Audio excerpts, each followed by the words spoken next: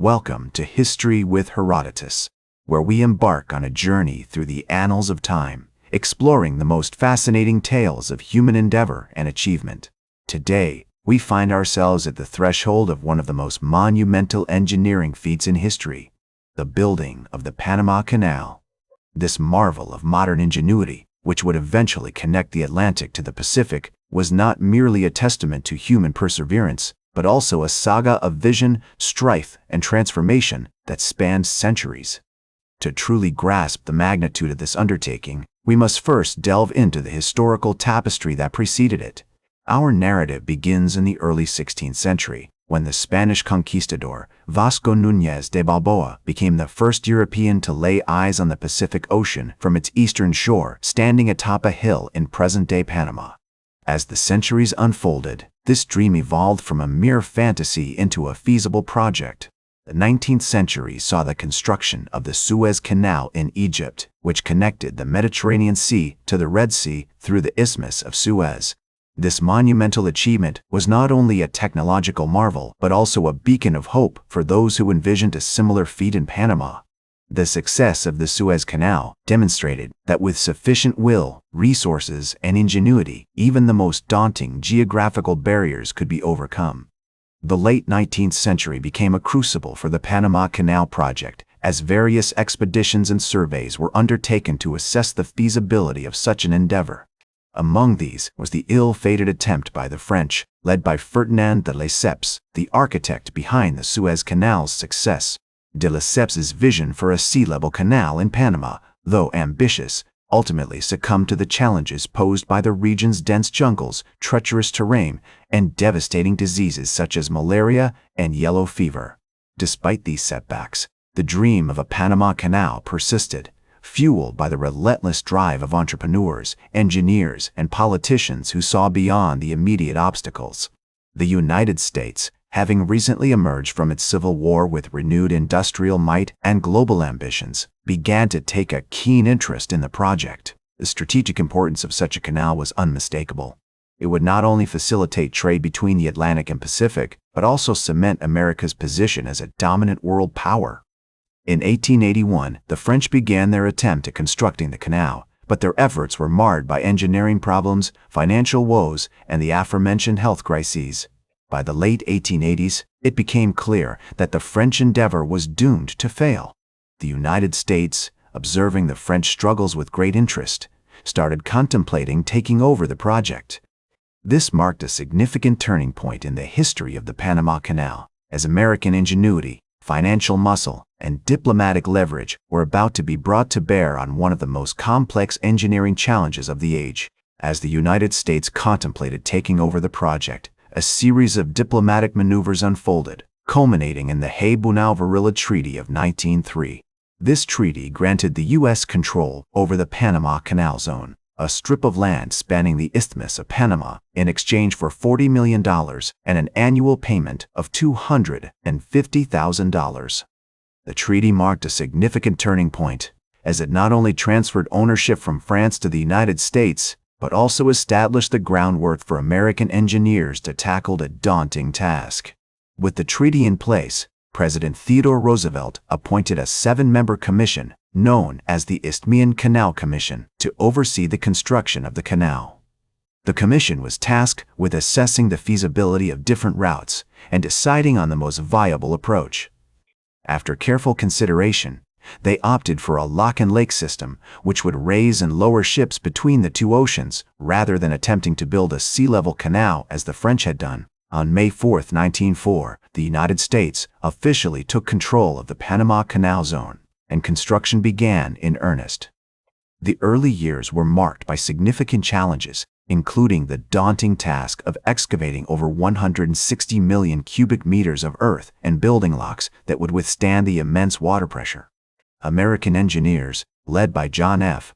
Stevens, who had previously worked on the Great Northern Railway, implemented a range of innovative solutions to overcome these hurdles. One of the most pressing concerns was the prevalence of malaria and yellow fever in the region. To combat this, the U.S. Army's Medical Corps, under the leadership of Major Walter Reed, launched a comprehensive campaign to eradicate mosquito breeding sites and implement quarantine measures. This effort not only protected the health of workers, but also paved the way for future tropical disease research. As construction progressed, the sheer scale of the undertaking became increasingly apparent. The Culebra Cut, a notorious stretch of terrain that required excavating over 8 million cubic meters of rock and soil, proved particularly troublesome. Workers toiled in treacherous conditions, with temperatures often reaching 100 degrees Fahrenheit and humidity levels nearing 90%. Despite these challenges, the excavation of the Culebra Cut proceeded at a pace of approximately 10 feet per day. In 1905, John F. Stevens was replaced by Colonel George W. Goethals, who would go on to become one of the most celebrated engineers in American history. Under Goethals' leadership, the project gained momentum with significant advances in excavation, lock construction, and labor management. As the canal began to take shape, it became clear that this engineering marvel would not only revolutionize global trade, but also cement America's status as a world leader. As the years passed, workers from over 40 countries labored tirelessly to complete the canal, facing countless challenges along the way. The construction of the Gatun Dam, which created the artificial lake that would supply water for the locks, was a testament to American ingenuity and perseverance.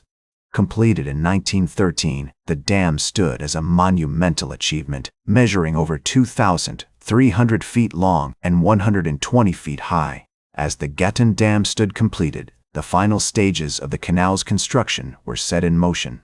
The locks, a marvel of engineering, began to take shape, with the first ship passing through the canal on August 15, 1914. The SS Ancon, a U.S. cargo ship, marked the occasion, signaling the dawn of a new era in global trade and commerce. The canal's opening was a testament to American ingenuity and perseverance, with President Woodrow Wilson declaring, "The canal is a symbol of what can be accomplished when men work together towards a common goal." In the years that followed, the Panama Canal became a vital artery of international trade, with thousands of ships passing through its locks every year. The canal's impact was felt far beyond the Isthmian region, as global commerce and economic development were forever altered. As historian David McCullough noted, the Panama Canal was a gateway to the world, a shortcut that saved time, money, and lives. The canal's influence extended beyond the realm of economics, as it also played a significant role in shaping international relations and global politics. As the decades passed, the Panama Canal continued to evolve, with ongoing maintenance and modernization efforts ensuring its continued relevance. In 1977, the Torrijos-Carter Treaties were signed, paving the way for the canal's transfer from U.S. to Panamanian control by the end of 1999. This transition marked a significant shift in the canal's history, as Panama assumed responsibility for its operation and management.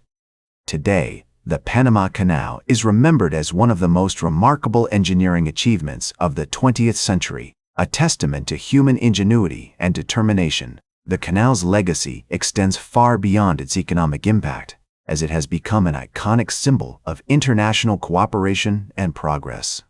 The building of the Panama Canal stands as a powerful reminder of the transformative power of human endeavor, shaping not only the physical landscape, but also the course of global events. Its impact continues to be felt today, as the canal remains a vital artery of international trade, connecting nations and economies across the globe.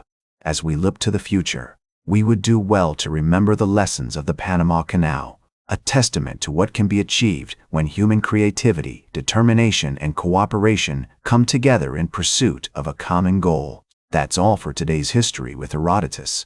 Remember to like, share, and subscribe. And until next time, remember that, to understand the present, we must first understand the past.